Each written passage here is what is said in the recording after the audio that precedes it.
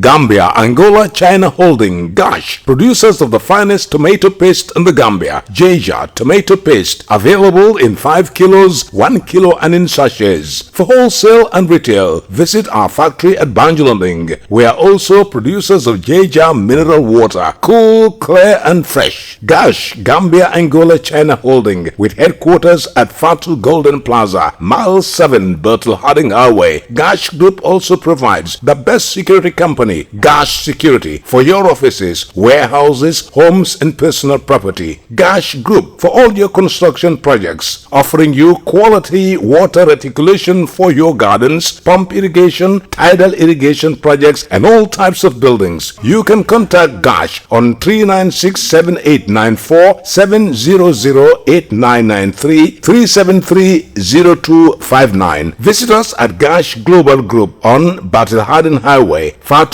Golden Plaza. Our website www.gashglobal.com. Gambia, Angola, China Holding, Gash. Are you thinking of owning your dream homes? EJ Investment is here for you. Secure our quality bungalows with 2, 3 or 4 bedrooms, or our story buildings 3 or 4 to 5 bedrooms at very affordable prices with flexible payment plans at our Sanyang Seaview Estate, where you can enjoy the cool breeze with modern infrastructure such as tar roads, covered drainage system, modern electrification with street lights, gated entrance with security posts, and social amenities such as gas station, shopping mall, medical clinic, park, schools, children daycare, and a lot more. Our dedicated team of professionals will keep the estate clean at all times, provide security and patrol team within the estate premises, install latest technologies such as CCTV, Wi-Fi, home network installation, solar panel, and power backup system. Also, check out for our additional home facilities and interior design service such as premium tiling, wall plaster, home landscape, fingerprint home lock, and a lot more. Visit our office at Senegambia Kololi Highway and get a free site visit tour, or contact us on 4464-838. WhatsApp us on 3259220. Or you can visit our Facebook page or Instagram on EJ Investments. EJ Investments, we are first in properties.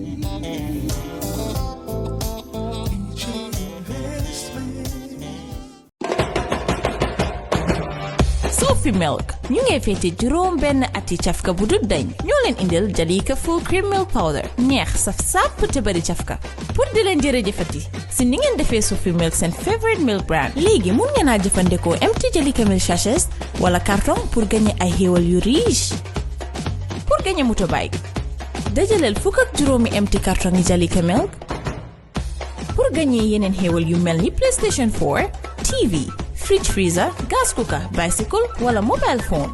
dajaleel fukk ak juróomi empty Jalika milk sachets def leen si biir enveloppe binda si sa tur ak sa téléphone number. Mun ngeen ko yóbbu si bépp Jalika milk agent bu leen gën a jege. Pour xam bi si raful yi dem leen Jalika milk Facebook page. Jalika milk mooy meew bu ees bu leen so fi indil gën a neex saf sàpp te riche.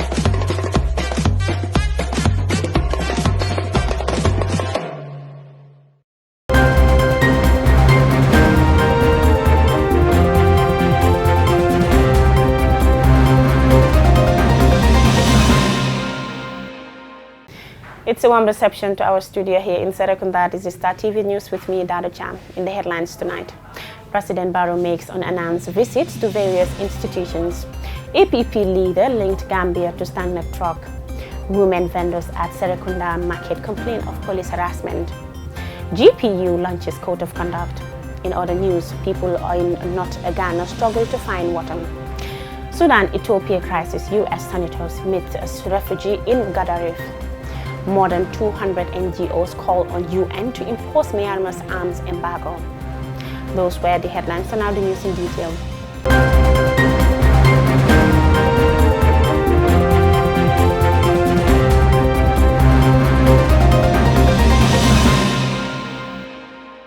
The Gambia president today has a packed day of outdoor engagements as he made an unannounced visit to various institutions in the country. I was part of the media party that accompanied the president. President Adama Barrow, accompanied by officials of his government, this morning made unannounced visits to the Gam Petroleum Storage Facility in Mandinari, the Ministries of Science, Technology, Higher Education, Interior and Works.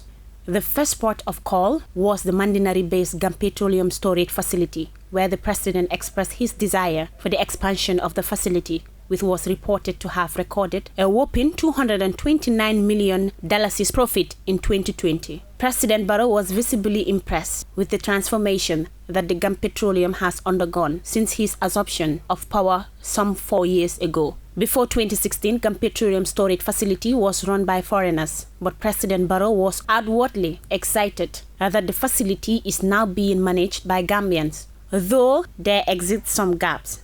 The president was conducted around the facility and he expressed the desire to place high priority on improving it with a view to making it even more competitive. The visit was the first time that President Adama Barrow made to Gam Petroleum after assuming power in 2016, though he said it has always been part of his plans. Thank you very much. This is just a familiarization tour. It's a surprise visit. But personally, I wanted to visit this place a long time ago because since I came to power, I was involved in whatever is happening at the Gam Petroleum. When we came, it was managed by foreigners. And we adopt a policy that this place is very important, it's a big investment, and we wanted to secure it. We are very concerned about national security, and this is part of national security. That's why we adopted a policy that we want to manage it with Gambians leading. So that's why I was involved. And today I seized the opportunity to come and visit the Gam Petroleum. I am very happy and excited to be here. I have made certain observations, but if we get to the office, we sit down with technicians and discuss about this institution. Earlier on, I set up an investigation team to come and find out what is exactly happening here, how this place is administered. From Mandinari, the president and delegation visited the Ministry of Science and Technology, where he was met on arrival by the minister, who informed him of the ministry's effort in streamlining science and technology at the core of the country's education. The minister reiterated his ministry's plan to elevate the GTTI to a status of a university. Higher education in the area of, let's say, university education, the Gambia called the GTTI.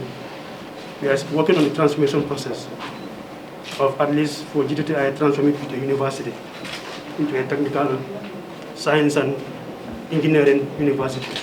At least that would support the students that have been working on their national diploma programs to access higher education. After visiting the Higher Education Ministry, President Barrow and entourage headed to the Ministries of the Interior and Works. At the Works Ministry, the President was briefed on the progress of the OIC roads construction. The Gambia leader was delighted at the pace of the roads works. He said that despite the challenges, he is confident that the Gambia will successfully host the OIC summit in 2022. I am very, very confident that we will host the OIC next year. We are confident and we are committed to hosting the OIC conference. We have a strong team that is working day and night round the clock.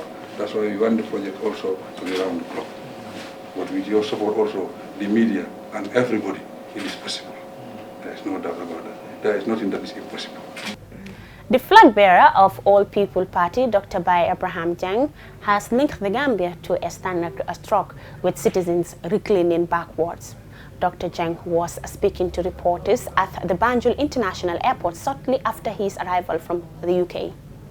The APP presidential candidate said Gambians are going through trying times, claiming that the Barrow administration has lost the opportunity to create a new era for development and hope for every citizen. Dr. Jha laments that the 3-year transitional plan of the coalition government has crashed whilst the draft new constitution is dead. to the APP leader, relying on the 1997 constitution would be tragic, as according to him, it has been tinkered 52 times to shoot former President Jammeh. He explained that the $116 million spent on building the new constitution could have been saved had wisdom been found in changing the bad laws in the 1997 constitution. Dr. Jah put the blame for the failure of the draft new constitution on President Adama Barrow. The president, I think, is responsible. I'll categorically say he's responsible for this constitution not being passed, because he could have easily asked those in his house to join hands and have it passed. We have a president who doesn't tell us what's going in the country. A lot of questions to be asked. Security is in disarray. I'll stop there until you ask me other questions. There are more to say. According to him, the APP is a unique party of people from diverse backgrounds. The party, he went on, was formed by Gambians dissatisfied with the state of affairs during the past dispensation. He described the APP as outcome of convergence of minds and hearts determined to free Gambians from difficulties. The APP leader recognized the contribution of Gambians in the diaspora to the formation of the party. He stated, though, that it is lamentable the IEC has not shown any reason to believe that Gambians in the diaspora will vote come December. For me to say that moving towards the elections, the IEC or the government has not yet established facilities for registration of Gambian diaspora. The diaspora, for example, Gambians, for example, last year alone, they pumped into the Gambian economy $28 billion. They cannot be negated. They have a right to vote, and they must vote. This is one of the things that we're going to stand for. I don't care if they vote for me or not, but the fact is they are Gambians, and they have right to vote. So that's the bottom line. He advised Gambians to be wary of politics of deception. Leadership is a challenge. It's not easy to be a leader, but you have a leader who would say something today and change tomorrow. I mean, you ask him, say, I was politicking. We have to get away from that politicking of lies and deception. That's how it plagued Gambia and Africa as a whole. We have to be honest to the Gambian people. We have to tell them the facts, whether they like it or not. And we have to challenge head-on our culture of deception. There's a culture of deception in the Gambia and cheating. And worse in the higher echelons of government. The first thing that when the government puts a project in and there's money, the first thing they do at the ministry is see how they can put money in their pockets. We know. I'm not repeating. This is not now. This is throughout the government history, even during Jawara's time. So time has come. 56 years, and Gambia is not even quarter of what Singapore is today. And Gambia and Singapore had independence about the same time. 65. Yes. Meanwhile, Dr. Jany replaced Alhaji Ali Gumbo Toure in a rare, peaceful transfer of role earlier this year. For Star TV, I am Modu Elbaji. The relationship between the police and the women vendors at the Serekunda market are not always at their best.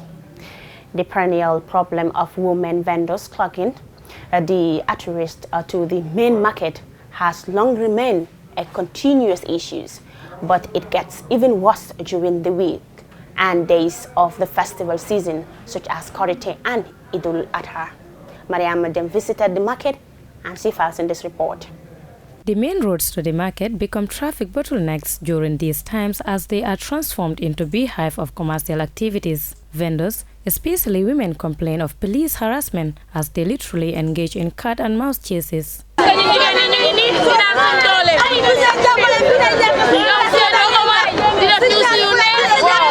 The women also accuse the Kanifing Municipal Council of sidestepping its responsibility to them, as the council allegedly joins forces with the police to chase them from the roadsides. Some of our interlocutors accuse the KMC and the police of insensitivity to their economic woes as they struggle day in day out to provide for their families. The current pace of urbanization is not only putting pressures on housing, job market and the transport sector, but it's also leading to shortages of market spaces.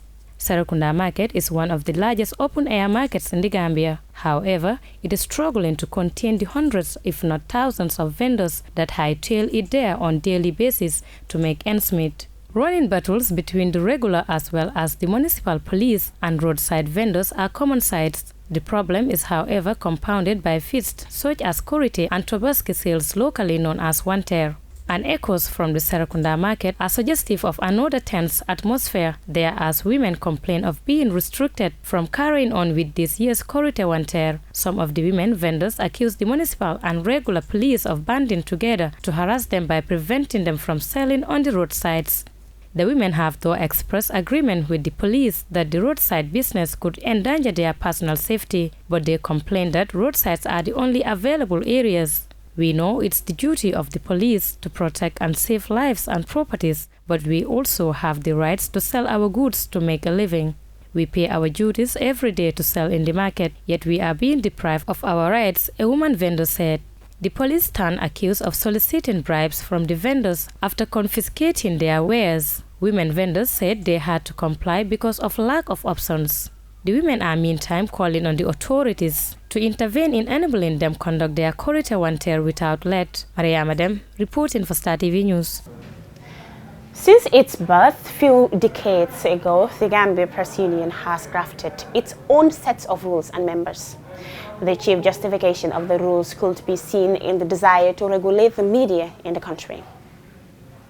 In view of the fast evolving media counters, the Code of Conduct is subjected to review and adjustment. This is aimed in meeting the expectations of the public as well as the regulated journalists as they carry on with the duty of informing and educating the public. Our Sane has more. The latest GPU Code of Conduct was christened in 2016 and named after veteran journalist Cherno Jallow due to his insistence on ethical journalism. The document takes inspiration from ethical journalism in consideration of legal, economic, political, technological, social and cultural realities. It gives journalists guide to information gathering and dissemination, and in view of the dynamic media landscape, it was updated in 2020 to cater to the growing needs of the media industry and to meet public expectations and demands. It was earlier this week launched as part of associated events marking the World Press Freedom Day. Veteran journalist Cherno Jallow, the man whose name the latest Code of Conduct bears, draws the attention of journalists to the sophistication of some segments of their audiences, hence the need to always put ethical considerations at the core of their work. We have now, I don't know whether you realize it or not, we have 7 universities. All the lecturers in all those institutions are more educated than some of us. All our tertiary institutions, even MRC, they have doctors and all these things. They all read what we present, either in print or in broadcast. People listen to us. All segments of society listen to us, and they judge us. The head of GPU Ethics Committee, Mustafa Mbai, explains that the revised GPU Code of Conduct is based on global standards of journalism. The code rather recognizes that freedom of speech is a basic element of a democratic society, and that free and independent mass media are among the most important institutions in a democratic society. However, it also realizes the need to regulate the conduct of every person working for the mass media. He pointed out that the updated version of the Cherno Jallow Code of Conduct contains specific rules of reporting. Contains specific rules on reporting migration, elections, crime, and the courts. Online journalism and broadcast journalism are distinctively catered for in this very important code. Now, the previous version contains only 3 sections, if you could recall: general principles, children's reporting guidelines, and the gender-based reporting guidelines. But now with this updated version, of course, we have expanded it to the benefit of we members of the press. In essence, the code provides guidelines for the conduct of journalists, from information gathering to dissemination or transmission in all types of news and information media, be it print, radio, TV, and online. So you can see it's a diverse document, and it will help us, guide us to do our work in a much efficient manner. Including, the Gambia Press Union, however, recognizes the fact that the latest Code of Conduct is not all-encompassing and urge members of the public to draw its attention to any instance of ethical violations. Reporting for Star TV News, I am Awasani. Those were the local stories. We'll be back with international news after a short break.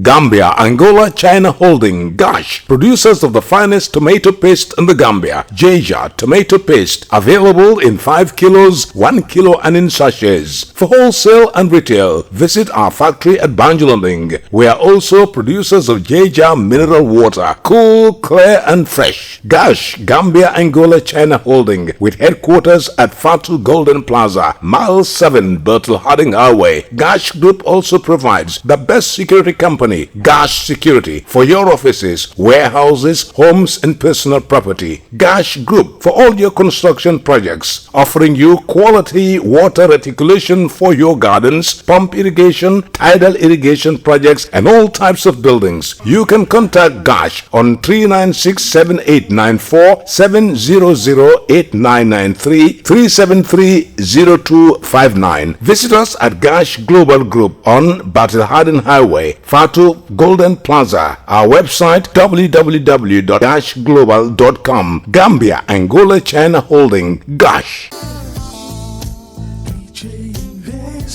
Are you thinking of owning your dream homes? EJ Investment is here for you. Secure our quality bungalows with 2, 3 or 4 bedrooms, or our story buildings 3 or 4 to 5 bedrooms at very affordable prices with flexible payment plans at our Sanyang Seaview Estate, where you can enjoy the cool breeze with modern infrastructure such as tar roads, covered drainage system, modern electrification with street lights, gated entrance with security posts, and social amenities such as gas station, shopping mall, medical clinic, park, schools, children daycare, and a lot more. Our dedicated team of professionals will keep the estate clean at all times, provide security and patrol team within the estate premises, install latest technologies such as CCTV, Wi-Fi, home network installation, solar panel, and power backup system. Also, check out for our additional home facilities and interior design service such as premium tiling, wall plaster, home landscape, fingerprint home lock, and a lot more. Visit our office at Senegambia Kololi Highway and get a free site visit tour, or contact us on 4464-838. WhatsApp us on 3259-220. Or you can visit our Facebook page or Instagram on EJ Investments. EJ Investments, we are first in properties.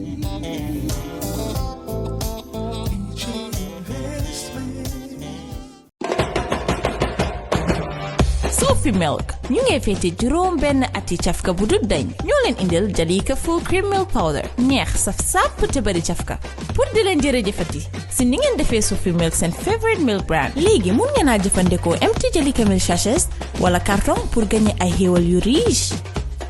Pour gagner motorbike dajaleel fukk ak juróomi empty carton yi Jalika milk pour gagner yeneen xéewal yu mel ni PlayStation 4, TV, fridge freezer, gas cooker, bicycle wala mobile phone.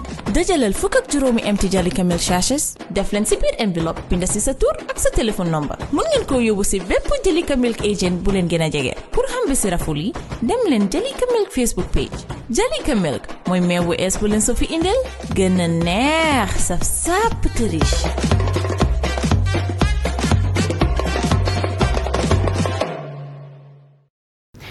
And now the news beyond our borders. People in northern Ghana are struggling to find water. Many rely on rivers, but this has dried up in recent months due to a lack of rainfall. Hundreds of new dams have failed to help. Al Jazeera's Eva Atibuka reports. Bido Malibe is due to give birth in just a few weeks' time. But every day, she still walks up to 10 kilometers in seating temperatures to search for water. The water problem here is really affecting everything. We spend all our days looking for water. One can't do any business to earn any income. Finding water in this part of Ghana has always been difficult. People rely on rivers and lakes or boreholes. But with little rain now for months, it's even more of a challenge. The farther you go, the more desperate the situation. These people have been digging for hours in the dry riverbed just to find enough water to fill a bucket to take home. In the midday sun, temperatures are around 40 degrees Celsius. The government began building small dams across the north of Ghana in 2017 when Nana Addo became president. The project was called One Village, One Dam, with the aim of storing water for the dry season. More than 500 dams have been built, but few contain any water. When the rains start pouring here, it pours. And some of them would just give way because the banks were not either one, properly constructed, or two, the intensity of the flow of water into those dams becomes too much for it and it gives way. It's not just families feeling the effects. For farmers like Al-Hassan Husseini, it's a catastrophe. 11 out of his cows have died from thirst in recent weeks. No grass, no water, and they're dying. One is lucky to make a few dollars if a cow is about to die, and a butcher is close by to slaughter it instantly. If the rains delay further, it will be a disaster. The president's planning more dams, bigger ones this time, and town water systems. The infrastructure is supposed to be completed by 2023. But Bido Malibe isn't holding out much hope. She's preparing for another long hot walk to search for water in the morning. Eva Atibuka, Nanumba North, Ghana. A U.S. delegation is in Sudan to discuss regional issues, including the country's border crisis with Ethiopia. Fighting between Ethiopia's government and the TPLF forces in the Tigray region broke out in November, killing thousands of people and displacing more than 1 million others. Delegation members have met some of the refugees who have flew across the border to escape the conflict in neighboring Tigray. Al Jazeera's Hiba Mogat reports. Dawid Gebra Mikael became a refugee 6 months ago and has been yearning for his old life ever since. He was a tailor in Humera in Ethiopia's Tigray region, but fled at the start of the conflict. Now settled in Kuba refugee camp in Sudan's Gadaref state, he's recently been able to rent a sewing machine and start working again. I heard the shelling on my hometown and saw dead bodies on the streets during the first days of the conflict. There were so many people getting killed. I couldn't stay. I left my sewing machine behind. I don't know what happened to it. Now I have this machine, which helps me earn a bit to add to what I received from aid organizations. Kuba began as a camp for 10,000 refugees, but now hosts double that. All have arrived from Tigray after the government offensive against the Tigray People's Liberation Front. More than 63,000 people fled to Sudan. Aid organizations say there are almost 5 million in need of aid. Large parts of the region have been cut off from phone and internet access. Many refugees say they're yet to hear from loved ones they've left behind as they cross the border into Sudan seeking safety. Others say they were able to establish connections, only to receive news of deaths or arrests of family members and relatives. And after 6 months in camps here, some are starting to lose hope of returning home anytime soon. Ethiopia declared victory over the Tigray People's Liberation Front in November, and in March said Eritrean forces fighting alongside Ethiopian forces are withdrawing from Tigray. The United States, which has described what's happening in Tigray as ethnic cleansing, says that's not the case. The Biden administration has tasked U.S. Senator Chris Coons to look into how the conflict can be ended. There are still Eritrean troops all throughout Tigray and other places in Ethiopia. It is clear the conflict is continuing in Tigray. It is not over and not resolved. There still needs to be accountability for human rights violations, a ceasefire, the removal of foreign troops, Eritrean troops in particular, from Tigray, and a path towards a resolution of this conflict. Aid organizations have set up offices to provide services to refugees, but camp officials say with the rainy season starting in Gadaref, they're concerned about the coming weeks. Many refugees live in tents and straw huts. During the rainy season, the winds can blow away the tents and the huts won't be able to stand the water. The ground won't be able to support the shelters during the rains. We're working to relocate the refugees again to higher grounds, hoping to minimize any potential rain damage.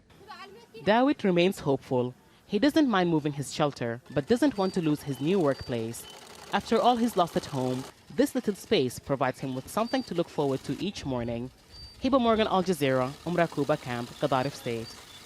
The threat of violence in Myanmar has international rights groups calling for actions from the UN Security Council. A coalition of more than 200 non-governmental organizations wants a ban on weapon sales to the military. Al Jazeera's Kristen report from UN headquarters. 3 months since the military seized control of Myanmar, and opposition groups show no signs of backing down. If anything, they're gearing up for more violence, announcing the formation of a People's Defense Force to protect themselves from military attacks. Now, a coalition of more than 200 non-governmental organizations says the UN Security Council needs to step up too. They want an arms embargo against the military. They say it is the least the international community can do. Words will not be enough to end this coup by the murderer-in-chief, General Min Aung Hlaing. The fact that the UN Security Council allowed this man to commit genocide in 2017 against the Rohingya population and didn't adopt a single resolution in response is a major contributing factor to the climate of impunity that led directly to this coup. But so far, China and Russia have resisted calls for stronger action. We are not in favor of imposing sanctions, and we do take it the last resort in tackling conflicts. And the reason why we hold such a position is because of the fact that, first, it will be always ordinary people to suffer from sanctions. The Security Council has held at least 5 meetings on the situation in Myanmar since the coup, most of them in private. Formal Security Council statements have expressed concern and called for an end to the violence, backing regional efforts to mediate the conflict. One Security Council diplomat tells Al Jazeera they share the NGO's concerns, but that a divided Security Council will help no one. That sentiment was echoed by the UN Secretary General's spokesman. What the Secretary General supports and will continue to support is for the urgency of a unified international response. And that needs to be done in close cooperation with ASEAN.